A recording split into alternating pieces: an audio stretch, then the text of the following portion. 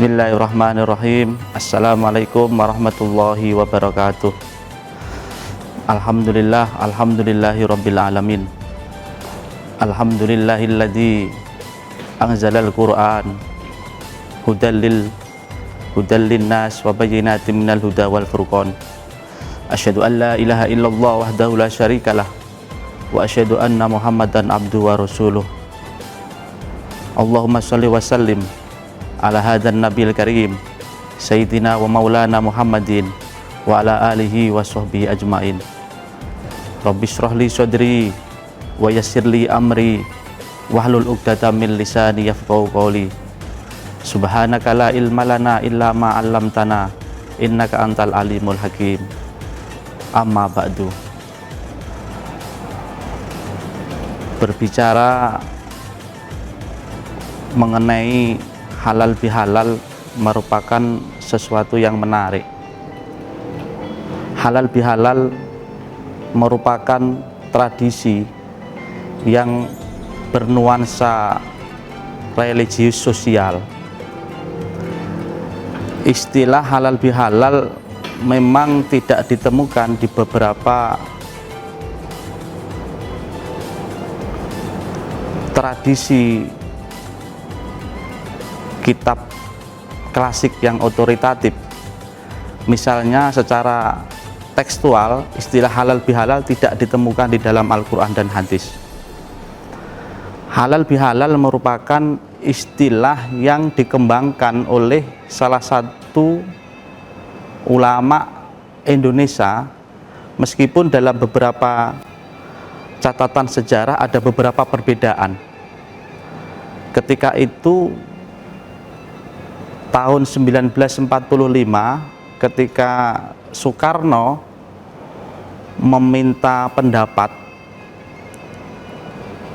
kepada salah satu kiai yang bernama, ada yang mengatakan kepada Buya Hamka, ada yang catatan yang lain, ada yang mengatakan kepada Kiai Haji Wahab Hasbullah, terkait dengan situasi pada waktu itu tahun 1948, yang mana pada waktu itu situasi politik tidak stabil karena pertentangan ideologi dan sebagainya.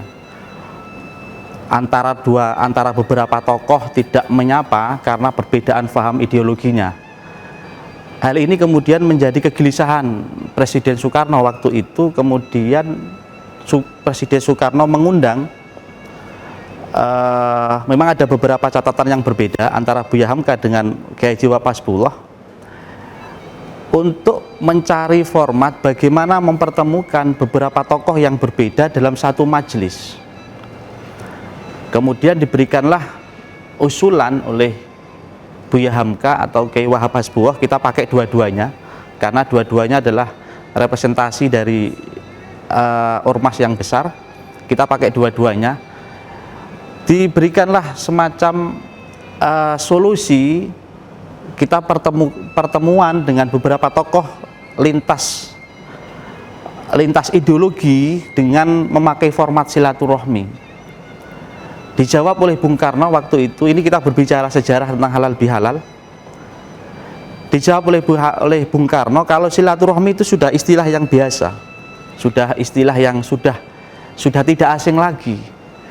Keinginan Bung Karno adalah satu istilah itu baru, yang memang belum dijumpai di beberapa catatan-catatan sejarah sebelumnya. Akhirnya muncullah kemudian istilah halal bihalal. Yang dimaksud halal bihalal dalam konteks itu adalah karena pada waktu itu beberapa tokoh tidak bisa menyatu, itu karena ada semacam saling menyalahkan antara tokoh satu dengan tokoh yang lain, itu saling menyalahkan. Nah, sementara saling menyalahkan itu di dalam agama kita dosa, dan dosa itu haram. Maka supaya tidak haram, maka perlu ada forum yang saling menghalalkan. Maka itulah kemudian muncullah tradisi halal bihalal, tradisi saling menghalalkan. Memang kita tidak jumpai teks di dalam Al-Quran atau hadis istilah halal bihalal, Yang ada hanya halal. Halal kemudian lawannya haram. Itu saja yang kita temukan di beberapa teks Al-Quran dan hadis. Tetapi kalau istilah halal bihalal ini murni produk dari kreasi ulama Indonesia yang memang pada waktu itu perlu menemukan format baru yang tetapi intinya sama. Halal bihalal itu adalah di situ intinya silaturahmi dan saling maaf memaafkan. Jadi kaitannya dengan agama itu adalah ya istilah agama halal bihalal itu ya silaturahmi atau maaf memaafkan. Pemirsa Batam TV yang berbahagia, memang maaf memaafkan dan silaturahmi itu tidak harus menunggu Idul Fitri. Di luar Idul Fitri pun juga dianjurkan. Artinya silaturahmi, kemudian saling maaf memaafkan tidak harus menunggu momentum. Tetapi halal bihalal ini merupakan tradisi yang bernuansa religius dan sosial. Kenapa dikatakan sosial? Karena mengundang beberapa pihak di dalam satu tempat tertentu, kemudian isinya adalah silaturahmi dan saling maaf memaafkan. Ini terkait dengan momentum sebenarnya. Halal bihalal pada waktu 1 Syawal itu adalah terkait dengan momentum, karena momentum ekspresi kebahagiaan karena sudah melaksanakan puasa selama 1 bulan. Ingat di dalam madrasah Ramadan sebelum kita mengadakan halal bihalal ada satu rangkaian yang luar biasa yang dalam istilah saya adalah kita sebut sebagai madrasah Ramadan. Madrasah Ramadan atau Universitas Ramadan itu waktunya sekitar 30 hari, 29 sampai 30 hari. Di dalam madrasah Ramadan ada beberapa kurikulum ini mata pelajaran yang khusus ada selama di dalam bulan Ramadan. Ada beberapa amalan-amalan yang sangat dianjurkan di dalam bulan Ramadan. Di antaranya adalah puasa. Puasa itu tidak sekedar makan dan minum, tetapi puasa yang sebenarnya adalah mencegah untuk tidak melakukan maksiat. Al-imsak anil ma'asiyat. Artinya mencegah untuk tidak berbuat maksiat. Dalam bahasa lain puasa juga melangitkan manusia. Artinya menspiritualkan manusia. Yang sebelumnya manusia itu mungkin kesehariannya suka berbohong, mungkin kesehariannya tidak terkontrol dalam berbicara dan dalam bergaul, selama Ramadan itu kemudian dibatasi selama puasa. Artinya puasa dalam bahasa lain juga kita dididik untuk berakhlak seperti akhlaknya Rasulullah. Bagaimana Rasulullah kesehariannya, di dalam puasa kita dilatih. Di samping juga puasa dilatih kita untuk mengendalikan diri, melatih hawa nafsu juga. Ada sebuah kisah yang menarik ketika Allah menciptakan hawa nafsu. Ketika Allah menciptakan hawa nafsu, di dalam dalam kitab dijelaskan, Allah bertanya kepada nafsu, wahai nafsu, man ana wa man anta. Wahai nafsu, siapa saya dan siapa kamu? Nafsu dengan sombongnya mengatakan, saya ya saya, kamu ya kamu. Ditanya lagi sekitar 3 kali ditanya, man ana wa man anta, saya siapa dan kamu siapa? Dengan sombongnya nafsu mengatakan, saya ya saya, kamu ya kamu. Akhirnya fa'askanaha fih baril ju'al fasanah. Kemudian nafsu dilempar di neraka selama 1000 tahun, tidak dikasih makan. Setelah itu kemudian ditarik lagi, kemudian ditanya dengan pertanyaan yang sama, man ana wa man anta. Kemudian nafsu menjawab, anta robbi, kamu, engkau adalah Tuhanku. Ana al-makhluk ad-dhaif, saya adalah makhlukmu yang lemah. Pemirsa Batam TV yang berbahagia, dari dialog antara nafsu dengan Allah ketika Allah menciptakan nafsu, ini ada sesuatu yang menarik. Ternyata nafsu bisa dididik dengan lapar, nafsu bisa dididik dengan puasa. Artinya untuk meningkatkan derajat manusia supaya manusia itu istimewa dalam pandangan Allah, tentunya harus bisa mengendalikan nafsunya. Puasa ini salah satu ikhtiar untuk supaya manusia itu tidak dikendalikan oleh nafsunya, justru malah nafsu dikendalikan oleh manusia, diantara dengan lapar. Dan lapar juga memberikan satu pendidikan bahwa bagaimana merasakan penderitaan bagi orang yang lapar. Kemudian juga di dalam Ramadan ada kurikulum, di samping puasa ada yang namanya sholat tarawih, sholat sunnah yang dikerjakan setelah sholat isya. Ini juga khusus yang ada hanya selama di dalam bulan Ramadan, meskipun jumlahnya berbeda-beda. Kemudian juga ada kurikulum di dalam Ramadan, yaitu kurikulum membaca Al-Quran. Ramadan adalah syahrul Quran, bulannya Al-Quran, bulan di mana Al-Quran diturunkan di dalamnya. Unzila fil Quran. Karena Al-Quran diturunkan di dalam bulan Ramadan, maka Ramadan menjadi bulan yang mulia. Lain cerita kalau misalnya Al-Quran tidak diturunkan di dalam bulan Ramadan, mungkin Ramadan tidak menjadi istimewa. Karena istimewanya Ramadan karena ada Al-Quran di dalamnya. Kemudian ada amalan lagi, kurikulum lagi di dalam Ramadan yang namanya adalah kurikulum sedekah, memberi, berbagi, memberi makan, kemudian memberi orang-orang yang membutuhkan. Ini adalah beberapa kurikulum yang ada selama bulan Ramadan. Artinya beberapa kurikulum, beberapa amalan yang dianjurkan selama Ramadan. Karena kemudian puncaknya adalah ditutup dengan zakat, kemudian sholat id, kemudian ditutup dengan halal bihalal.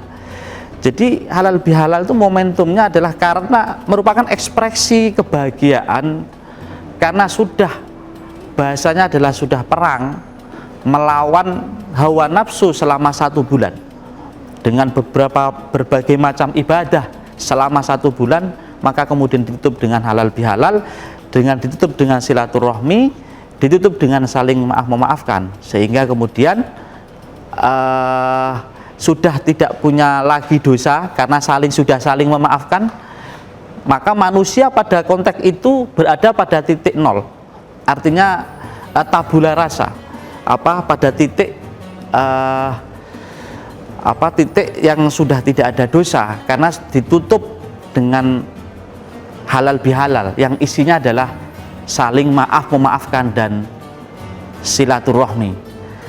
Pemirsa Batam TV yang berbahagia, ada yang menarik ketika kita berbicara halal bihalal dalam konteks Indonesia. Istilah itu kemudian kita namakan dengan istilah mudik. Tradisi mudik insya Allah hanya kita jumpai di Indonesia. Di negara-negara Islam tidak ada kita jumpai tradisi mudik seperti di Indonesia. Tradisi arus balik, kemudian arus balik dan sebagainya. Ini sesuatu yang luar biasa, semangat orang untuk pulang kampung, kemudian silaturahmi dengan keluarga dan sebagainya, untuk sungkeman dan sebagainya. Ini juga produk-produk Islam yang dikembangkan oleh ulama-ulama Nusantara. Mudik juga tidak kita temukan, tradisi mudik, tradisi halal bihalal itu juga tidak kita temukan di dalam kitab-kitab klasik. Ini murni kreasi strategis yang dikembangkan oleh ulama-ulama Nusantara, bahwa semangat untuk kembali ke kampung, untuk berjumpa dengan orang tua, untuk berjumpa dengan keluarga, untuk berjumpa dengan sahabat, kolega, itu merupakan sesuatu yang luar biasa.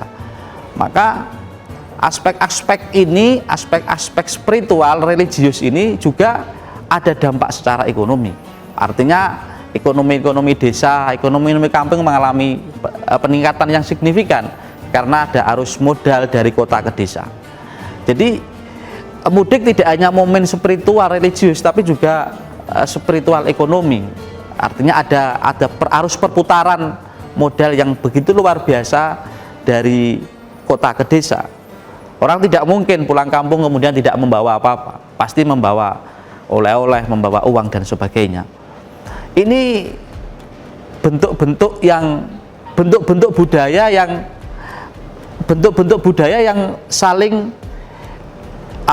yang saling berhubungan dengan agama. Artinya komunikasi antara agama dan budaya kemudian melahirkan sebuah tradisi yang kemudian sering kita sebut sebagai halal bihalal, kemudian mudik, kemudian ketupat dan sebagainya. Ini adalah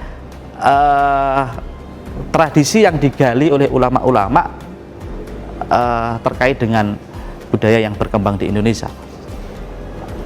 Pemirsa Batam TV yang berbahagia, maka harapannya setelah proses halal bihalal, setelah kita memaafkan, setelah kita silaturahmi, saling memahami, saling mengasihi, sehingga terjalin sebuah pola hubungan yang manusiawi, pola hubungan yang saling menghormati, pola hubungan yang cair, yang tidak intimidatif, yang tidak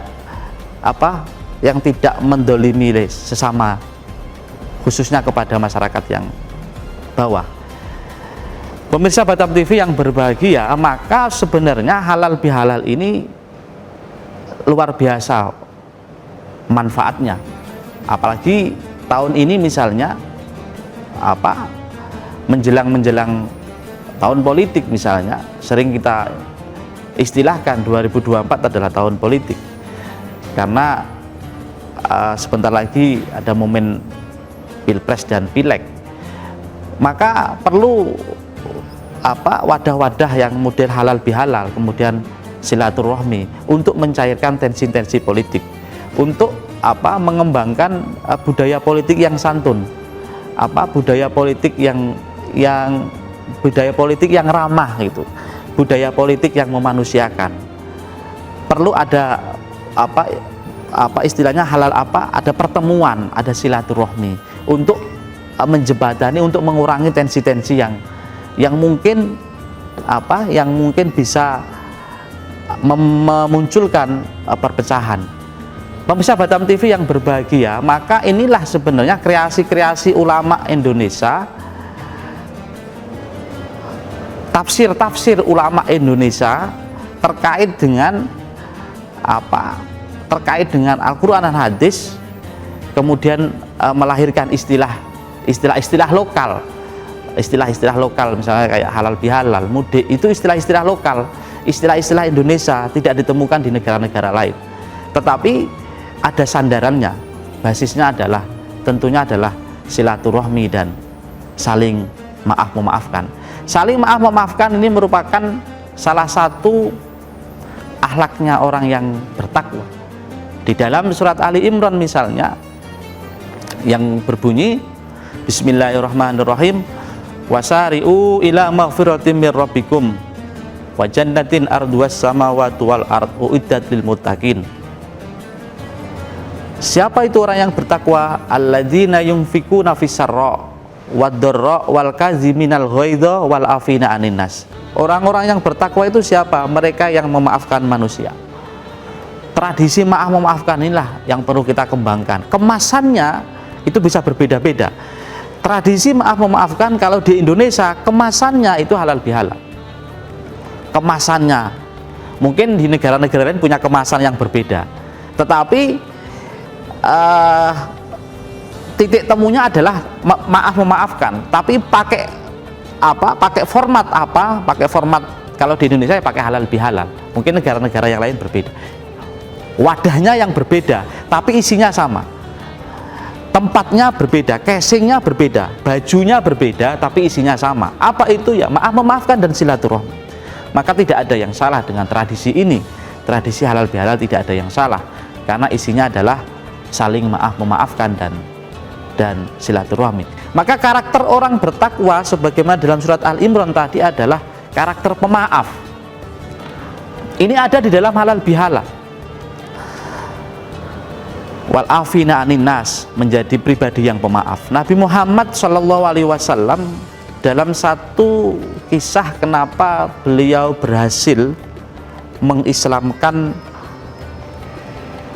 Mekah dan Madinah, itu ternyata karena beliau adalah pemaaf. Pemaaf itu adalah sifatnya para nabi. Nabi Muhammad misalnya ketika didolimi oleh orang kafir, beliau tidak membalasnya, justru malah beliau mendoakannya.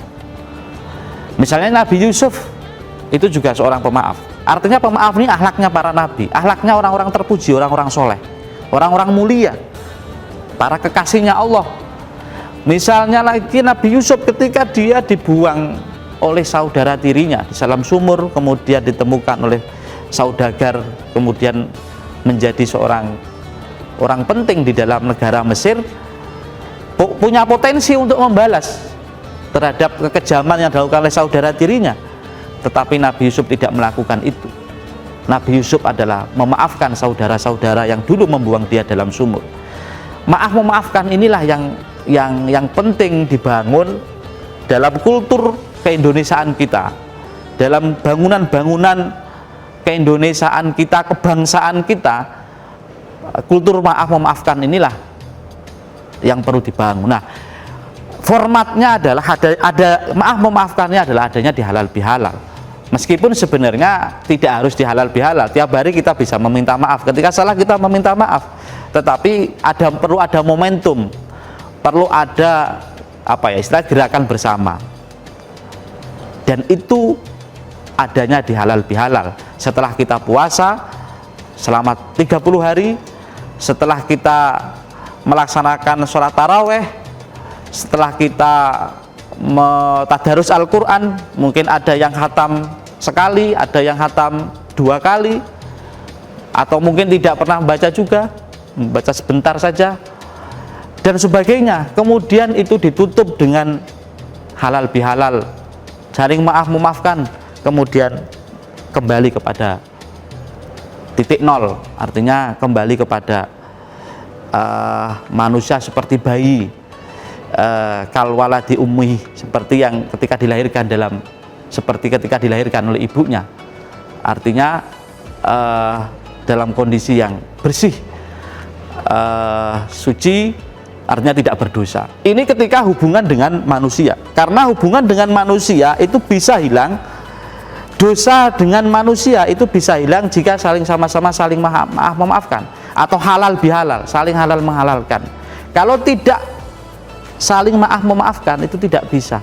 Dosa tidak bisa diampuni, dosa terhadap sesama tidak bisa diampuni oleh Allah jika tidak ada saling maaf memaafkan, tidak ada saling mengikhlaskan, tidak ada saling istilahnya saling halal menghalalkan antar sesama. Pemirsa Batam TV yang berbahagia, kesimpulan dari tausiah ini adalah mari kita gunakan momentum halal bihalal untuk memperbaiki diri. Momentum halal bihalal kita gunakan untuk mengevaluasi diri, muhasabah diri, supaya kita di tahun-tahun berikutnya, di masa-masa yang akan datang, kita menjadi manusia-manusia yang baik, manusia-manusia yang bermanfaat terhadap sesama. Khairun nas anfa'hum linnas, sebaik-baik manusia adalah mereka yang bermanfaat terhadap sesama. Demikian, terima kasih dan mohon maaf bila ada kata yang tidak tepat, kurang lebihnya mohon maaf. Wallahul muwaffiq ila aqwamit thoriq. Assalamualaikum warahmatullahi wabarakatuh.